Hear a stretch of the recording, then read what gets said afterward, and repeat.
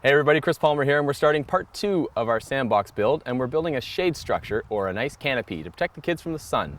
If you've been following along, I hope you're ready to build this, and if not, check out part 1 and see how to build the sandbox that we've got behind us.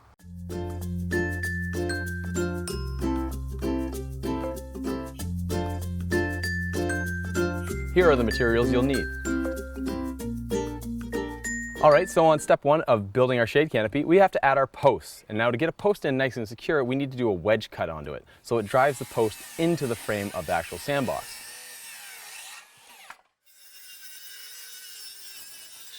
And don't forget your cut and seal whenever you have an exposed end.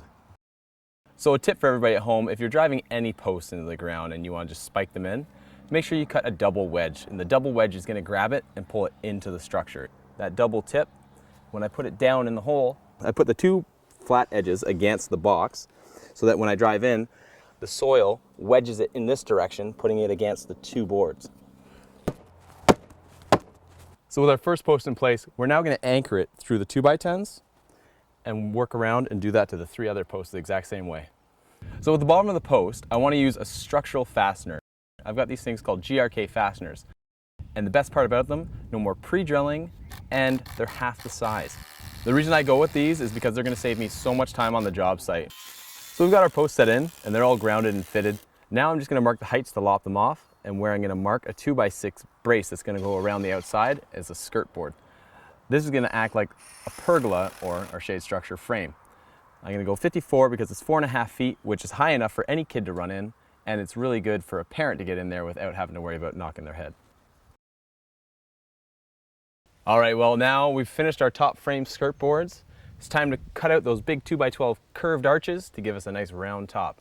So now we've taken our 2x12 and cut it in half, and I've pinned it to the frame. So I found an offcut of plywood in my shop, and it's really thin, and it works out really well to actually create any kind of curve. So what I'm gonna do is I'm gonna fasten my 3 screws in, pin this in place, trace it, and that's gonna give me my perfect curve. If you wanna replicate the curve I'm making right now, I've put a screw 2 inches up and 2 inches in, and then I've come across, and I've gone dead center on the board, and I've come down 1/2 inch, leaving enough for the bar to go over top.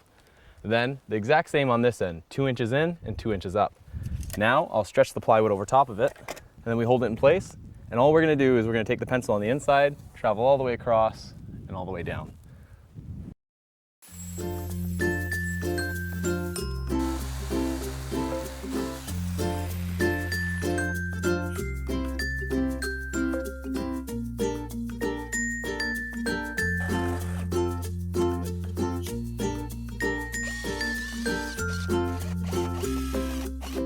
So it's been a long day, but the good news is we've got our nice structural curves up, and now we're attaching these 8-foot fence boards to it. I'm going to attach 2-inch screws through the fence boards into all the ribs, and then we'll have a beautiful cascading arch top. There you have it, folks. We're all done. We've got a beautiful curved canopy over top of this lovely new sandbox for the kids to play in. You're going to be the talk of the neighborhood. Hope you enjoyed the build. Be sure to like, subscribe, and comment below.